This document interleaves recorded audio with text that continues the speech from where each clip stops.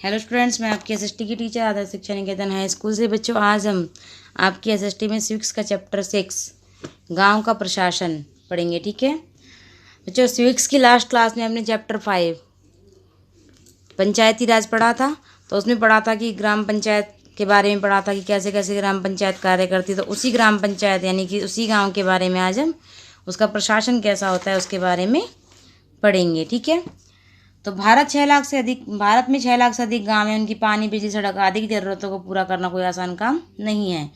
इसके अलावा जमीन के दस्तावेजों का रखरखाव करना पड़ता है और आपसी विवादों को भी निपटाने की जरूरत पड़ती है।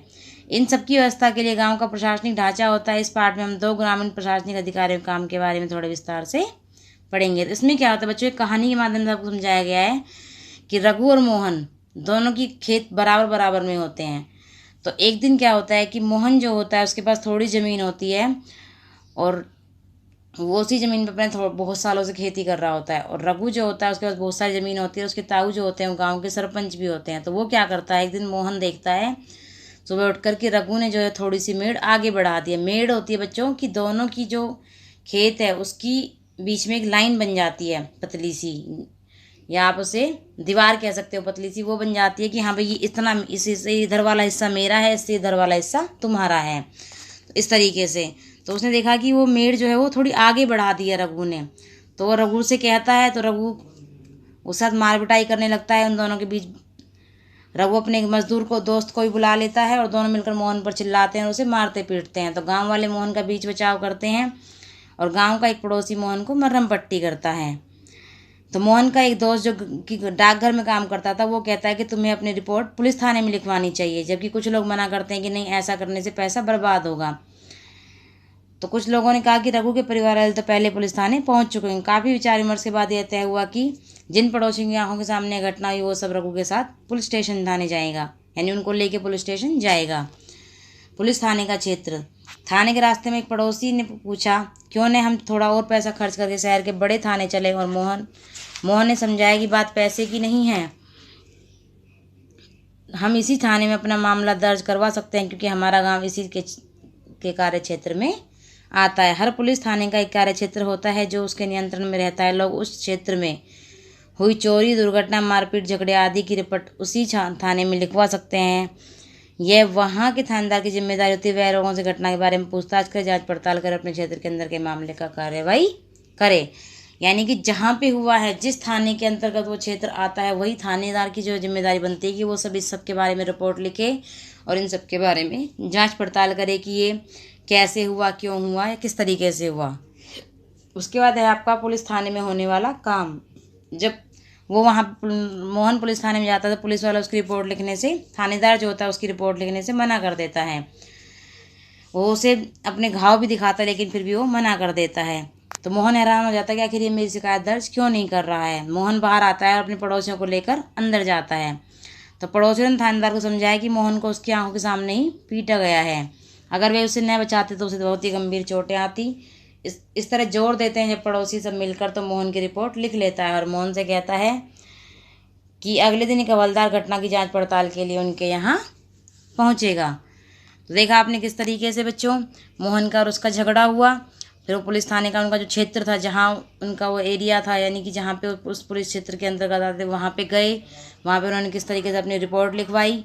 अब उनके यहाँ पे घर पे एक हवलदार आएगा, वो जांच पड़ताल करेगा घटना की। ठीक है, इसके बाद आपका है राजस्व विभाग का काम। तो आपने बच्चों पढ़ा कि मोहन और रघु खेत की मेड़ को लेकर जबरदस्त लड़ाई हुई थी। तो क्या ऐसा कोई उपाय नहीं था कि वो दोनों शांतिपूर्वक इस चीज़ को सुलझा लेते? होता है। वो क्या होता है वही देखते हैं। क्या कोई ऐसा भी लेखा रिकॉर्ड होता है जिनसे पता चल जाए गांव में किसके पास कौन सी ज़मीन है? चलिए पता करते हैं कैसे किया जाता है। ज़मीन को नापना और उसका रिकॉर्ड रखना पटवारी का मुख्य काम होता है। अलग अलग राज्यों में इसको अलग अलग नामों से जाना जाता है। कहीं पटवारी, कहीं लेखपाल, कहीं कर्मचारी, कहीं कानूनगो।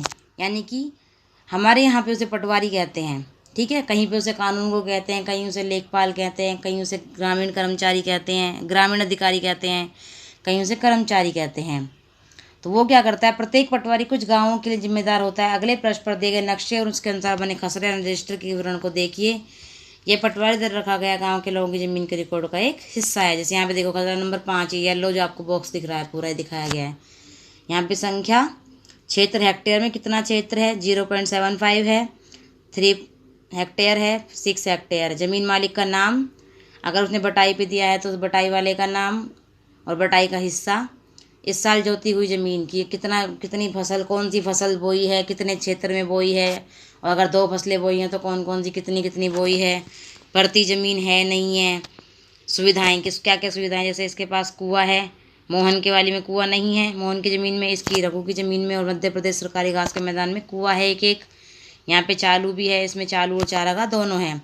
तो इस तरीके से सबका रिकॉर्ड रखता है, कौन रखता है, पटवारी। और ये जो लाइन बनी हुई है, इस लाइन से इधर वाला जो एरिया होगा 0.75 की साइड वाला वो मोहन का, और जो 3 की साइड वाला होगा वो सब रघु का होगा। यही जो है वो मेड़ होती है, ठीक है। आमतौर पटवारियों के पास खेत नापने के लिए अलग तरीके होते हैं। कई जगहों पर लंबी जंजीर, लोहे की जंजीर का इस्तेमाल करते हैं, जिसे जरीब कहते हैं। क्या कहते हैं इसे, जरीब कहते हैं। जो लोहे की जंजीर होती है उसका इस्तेमाल करते हैं पटवारी, से क्या कहा जाता है, जरीब। ऊपर दी गई कहानी में पटवारी मोहन और रघु खेतों को नाप कर देख सकता था कि ये गांव के नक्शे से मेल खाता है कि नहीं। अगर वो नक्शे से मेल नहीं खाता तो उसको पता चल जाता कि मेड़ खिसका कर खेत की सीमा बदली गई है। यानी मान लीजिए मोहन का हिस्सा कितना बताया गया था इसमें, 0.75। अगर मान लीजिए मोहन का हिस्सा 0.70 हो जाता तो यानी कि रघु ने मेड़ खिसकाई है। अगर रघु का 3 है इसमें हिस्सा, 3 हेक्टेयर में है, अगर वो 3 पॉइंट कुछ हो जाता, मानो 3.05 हो जाता, 3.10 हो जाता, तो यानी कि उसने खिसकाई है मेड़। अगर वो 3 ही रहता तो उसने नहीं खिसकाई। इस तरीके से पता लगाया जा सकता था। इसके बाद आपको पटवारी किसानों से भूमि कर भी इकट्ठा करता है, सरकार को अपने क्षेत्र में उगने वाली फसलों के बारे में जानकारी देता है। जो पटवारी होता है वो किसानों से भूमि कर भी, यानी किसानों से ज़मीन का कर भी इकट्ठा करता है, और सरकार को यही बताता है कि हमारे यहाँ पे कौन सी फसल उग रही है। यह काम अपने रिकॉर्ड के आधार पर करता है। वो ये जो सब काम है वो अपने रिकॉर्ड के आधार पर करता है। किसके आधार पर करता है, रिकॉर्ड के आधार। इसलिए ज़रूरी है कि वह उनको समय समय पर दुरुस्त करता रहे। किसान कई बार फसल बदल देते हैं, कुछ और उगाने लगते हैं, कहीं कुआं खोद लेता है। इन सब का हिसाब रखना सरकार के राजस्व विभाग का काम होता है। इस विभाग के वरिष्ठ लोग इस काम का निरीक्षण करते हैं। भारत में सभी राज्य जिलों में बटे हुए हैं। जमीन से जुड़े मामलों की व्यवस्था के लिए इन जिलों को और भी छोटे खंडों में बांट दिया जाता है। जिले के उपखंडों को कई नामों से जाना जाता है, तहसील, तालुका इत्यादि। सबसे ऊपर जिलाधिकारी होता है, उसके नीचे तहसीलदार। उन्हें विभिन्न मामलों को निपटाना होता है। वे पटवारी के काम का निरीक्षण करते हैं और यह सुनिश्चित करते हैं कि रिकॉर्ड सही ढंग से रखे जाएं और राजस्व विभिन्न तरह के कर इकट्ठा होता रहे, कि रिकॉर्ड जो है वो सही से रखे जाएं और जो राजस्व जो कर है वो सही से इकट्ठा होता रहे। वे यह भी देखते हैं किसानों को अपने रिकॉर्ड की नकल आसानी से मिल जाए, यानी किसानों को अगर अपना रिकॉर्ड चाहिए हो तो उसकी कॉपी आसानी से ले सके। वे विद्यार्थियों को जरूरत पड़ने पर जाति प्रमाण पत्र आदि भी जारी करते हैं। यानी जो जाति प्रमाण पत्र जो मिलता है वो भी कौन जारी करता है, पटवारी तहसीलदार जारी करवाता है, ठीक है। तहसीलदार के दफ्तर में जमीन से जुड़े विवाद के मामले सुने जाते हैं, ठीक है बच्चों। इसके बाद इसमें देखो कुछ दिया है यहाँ पे। किसानों को अक्सर, आपको यहाँ पे मैंने समझाया इस वाले में कि कैसे उसका खसरा होता है। खसरा नंबर जैसे 5 यहाँ पे दिया है कि कैसे कैसे पटवारी के पास इस रजिस्टर में यानी खसरे में एक तरीके से ब्यौरा यानी सारा रखा जाता है कि किसके पास कितना क्या है, जिस तरीके से वो होता है। उसके बाद यहाँ किसानों को अक्सर अपने खेत के नक्शे और रिकॉर्ड की जरूरत पड़ती है, इसके लिए कुछ शुल्क देना पड़ता है। किसानों को इसकी नकल पाने का अधिकार है, कई बार उनको रिकॉर्ड आसानी से नहीं मिलते। लोगों को इसके हासिल करने में कई मुश्किलों का सामना करना पड़ता है। यानी किसानों को नकल चाहिए होती है अपने खेत के रिकॉर्ड की, वो आसानी से नहीं मिलती है और कई मुश्किलों का सामना करना पड़ता है। कई राज्यों में ये सारे रिकॉर्ड कंप्यूटर में डालकर पंचायत दफ्तर में रख दिए गए हैं ताकि वे आसानी से लोगों को उपलब्ध हो सके और नई सूचनाओं के अनुसार नियमित रूप से दुरुस्त होते रहें। आपको क्या लगता है किसानों को इस रिकॉर्ड की जरूरत कब पड़ती होगी? नीचे दी गई स्थितियों को पढ़िए और उन मामलों को पहचानें जिनमें जमीन के रिकॉर्ड अनिवार्य होते हैं। यह बताइए कि वे किस लिए जरूरी हैं।